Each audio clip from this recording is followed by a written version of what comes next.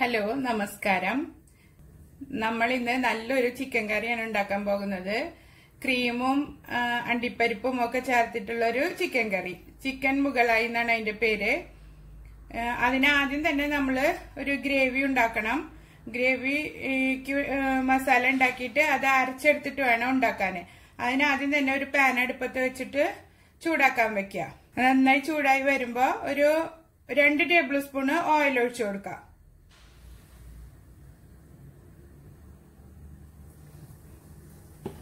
Oil നന്നായി ചൂടായതിനു ശേഷം അതിലേക്ക് ഒരു 3 വലിയ സവാള സ്ലൈസ് ചെയ്തത് ചേർത്ത് കൊടുക്കാം.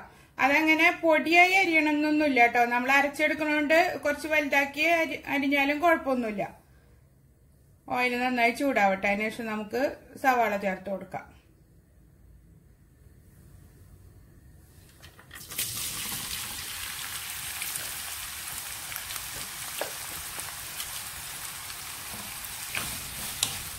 സവാള വാട്ടിയെടുക്കാം. സവാള വാടാൻ ആവശ്യത്തിനായിട്ടുള്ള ഒരു അല്പം ഉപ്പും കൂടെ ചേർത്ത് കൊടുക്കാം.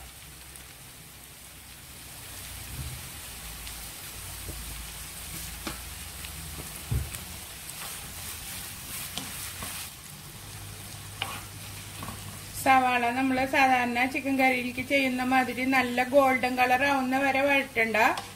ജസ്റ്റ് എല്ലാത്തിന്റെയും പച്ചമണം മാറി ഒക്കെ ഒന്ന് വാടി കിട്ടിയാൽ മതി. സവാള വാടി വന്നിട്ടുണ്ട്. അതിലേക്ക് 1.5 ടേബിൾ സ്പൂൺ വെളുത്തുള്ളി അരിഞ്ഞതും 1.5 ടേബിൾ സ്പൂൺ ഇഞ്ചി അരിഞ്ഞതും 3 പച്ചമുളകും കൂടി ചേർത്ത് കൊടുക്കാം.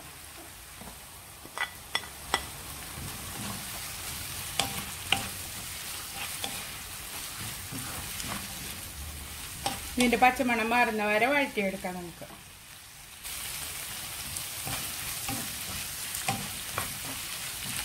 എല്ലാം ഒരുവിധം വാടി വന്നിട്ടുണ്ട്.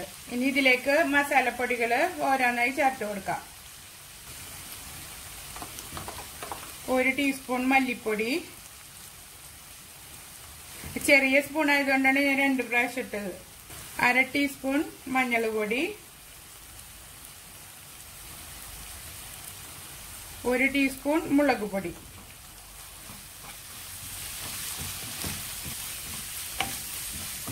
ഇത് മൂപ്പിച്ചെടുക്കാം. പച്ചമണമെല്ലാം മാറുന്ന വരെ വഴറ്റി കൊടുക്കാം.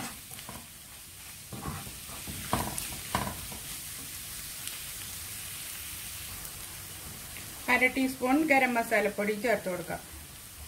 പിന്നെ ബാക്കി ഗരം മസാല ചിക്കൻ വേവിക്കുമ്പോൾ ചേർത്ത് കൊടുക്കാം.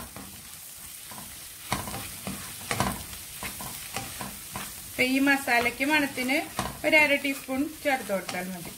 മസാല ഒരുവിധം മൂത്ത് വന്നിട്ടുണ്ട്. ഇനി ഇതിലേക്ക് ചെറുതായി കട്ട് ചെയ്ത 2 തക്കാളി ചേർത്ത് കൊടുക്കാം.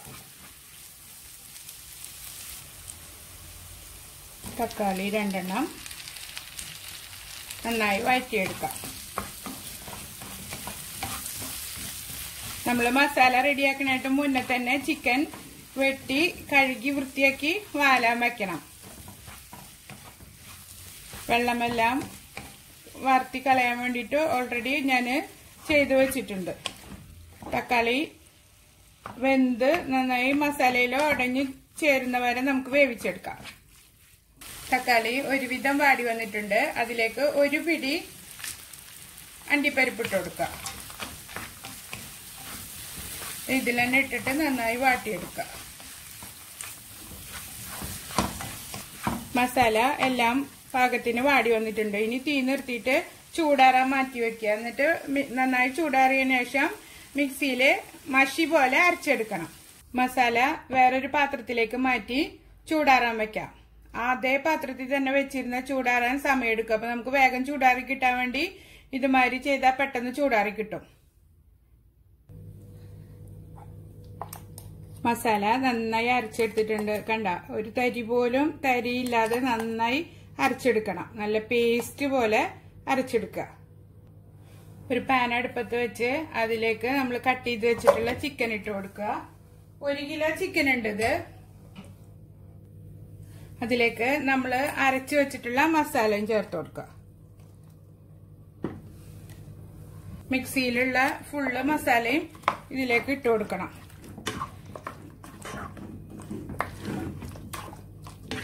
നന്നായി ഇളക്കി മിക്സ് ചെയ്ത് ചിക്കനിലേക്ക് ആവശ്യത്തിനുള്ള ഉപ്പും ചേർത്ത് ഈ സമയത്ത് ഞാൻ തീ കത്തിച്ചിട്ടില്ല കേട്ടോ. ഇതിലെല്ലാം ഇട്ട് കഴിഞ്ഞതിന് ശേഷം നമുക്ക് തീ കത്തിച്ചു കൊടുക്കാം.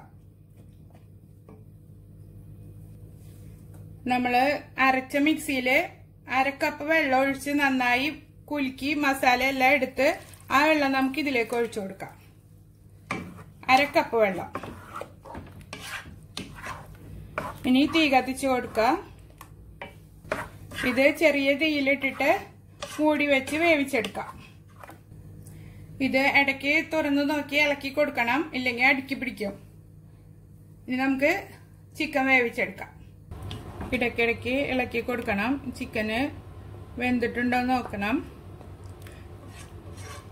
ഈ ഒരു സമയത്ത് ഉപ്പും എരിവൊക്കെ പാകമാണോ നോക്കിയിട്ട് ആവശ്യമുണ്ടെങ്കിൽ ചേർത്ത് കൊടുക്കാം. ചിക്കൻ ഒന്നും കൂടി വേവിച്ചെടുക്കാം. ചിക്കൻ ഒരു 3/4 വേവായി വന്നിട്ടുണ്ട്. ഞാനിത് അപ്പുറത്തെ അടുപ്പിലേക്ക് മാറ്റിയിട്ട് ഇവിടെ വേറൊരു പാൻ വെച്ച് കൊടുക്കുക. നിങ്ങൾ എങ്ങനെ വേണേലും ചെയ്യാട്ടോ. ഞാനിപ്പോ ക്യാമറ ഇവിടെ സെറ്റ് ചെയ്ത് വെച്ചുകൊണ്ടാണ് അങ്ങോട്ട് മാറ്റി വെച്ചത്. അത് ചിക്കൻ അവിടെ വേവിക്കാനായിട്ട് വെക്കുക. പാൻ ചൂടായി വരുമ്പോൾ ഇതിലേക്ക് ഒരു ടേബിൾ സ്പൂണ് നെയ്യ് ഒഴിച്ചു കൊടുക്കാം. ബട്ടറിന്റെ മണം ഇഷ്ടമുള്ളവർക്ക് ബട്ടർ ഒഴിച്ചു കൊടുക്കാം കേട്ടോ. പാൻ നന്നായി ചൂടായിട്ടുണ്ട്. അതിലേക്ക് 1 ടേബിൾ സ്പൂൺ നെയ്യ് ഒഴിച്ചു കൊടുത്ത് ചൂടാക്കാം.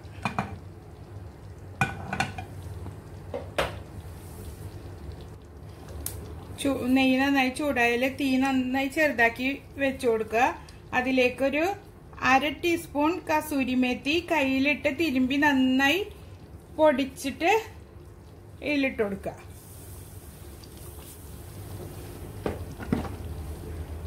അതിലേക്ക് 1/2 ടീസ്പൂൺ ഗരം മസാലപ്പൊടി,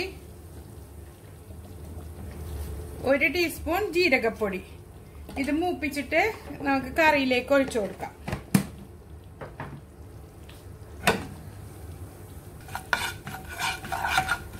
നല്ല മൂത്ത മണം വരുമ്പോൾ ഇത് കറിയിൽ ഒഴിച്ചു കൊടുക്കണം.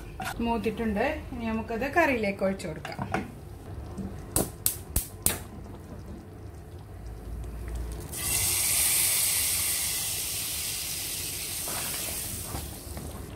എന്നിട്ട് തിളപ്പിക്കുക. ഒരു 1/2 ടീസ്പൂണ് പഞ്ചസാരയും ചേർത്ത് കൊടുക്കുക.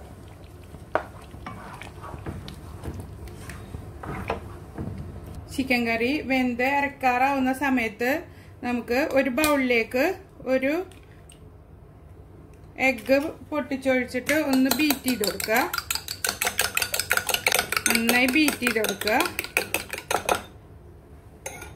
അതിലേക്ക് 1/2 കപ്പ് ഫ്രഷ് ക്രീം ചേർത്ത് കൊടുക്കുക. എന്നിട്ട് ഒന്നുകൂടെ ബീറ്റ് ചെയ്യുക. ക്രീമും എഗ്ഗും നന്നായി മിക്സായി വരത്തക്ക രീതിയിൽ മിക്സ് ചെയ്ത് കൊടുക്കുക. എന്നിട്ട് ഇത് ചിക്കൻ കറിയിലേക്ക് ഒഴിച്ചു കൊടുക്കുക. ഇത് തിളച്ചുകൊണ്ടിരിക്കുന്ന ചിക്കൻ കറിയിൽ ഒഴിച്ച് ഇളക്കി നന്നായി തിളപ്പിച്ചെടുക്കുക.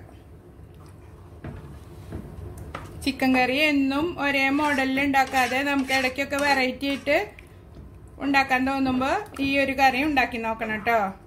എന്നിട്ട് എല്ലാവരും അഭിപ്രായം അറിയിക്കണം. നിങ്ങൾ എൻ്റെ ചാനൽ ഇതുവരെ സബ്സ്ക്രൈബ് ചെയ്തിട്ടില്ലെങ്കിൽ സബ്സ്ക്രൈബ് ചെയ്യാൻ മറക്കരുത്. തൊട്ടടുത്തുള്ള ബെൽ ബട്ടണും ഓൺ ആക്കി വെക്കണം. അപ്പോൾ ഞാനിടുന്ന എല്ലാ വീഡിയോസിൻ്റെയും നോട്ടിഫിക്കേഷൻ നിങ്ങൾക്ക് ലഭിക്കും. ഇനി ഇത് നന്നായി തിളപ്പിച്ചെടുക്കാം.